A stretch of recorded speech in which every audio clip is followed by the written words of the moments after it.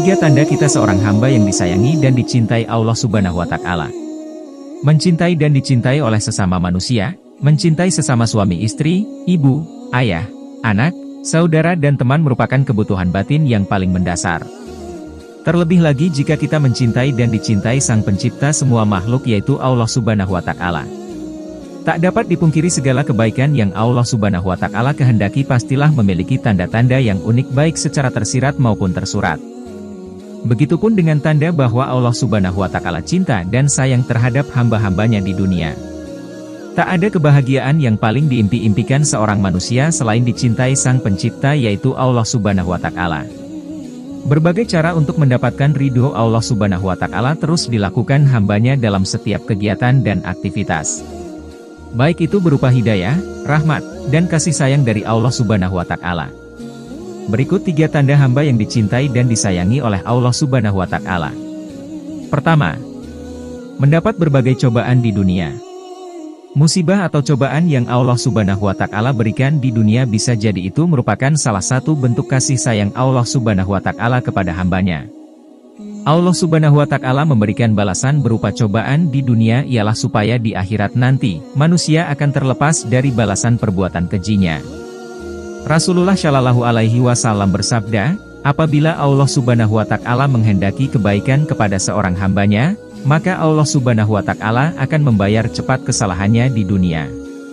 Dan sebaliknya apabila Allah Subhanahu wa Ta'ala menghendaki keburukan kepada hambanya maka Allah tidak membalas perbuatan dosanya di dunia hingga kelak ia membalasnya nanti di hari kiamat. Hadis riwayat At-Tabrani. Allah mempercepat balasan atas dosanya di dunia, ialah agar manusia dapat segera memperbaiki kesalahan yang telah ia perbuat. Namun sebaliknya, bagi orang yang dibenci oleh Allah Subhanahu wa Ta'ala, ia akan dibiarkan saja bergelimang dalam lumpur dosa dan terus-menerus berbuat maksiat hingga lupa dan lalai selama berada di dunia. Kedua, Allah Subhanahu wa Ta'ala membuka hati hambanya dan mengisi hatinya dengan keyakinan yang kuat.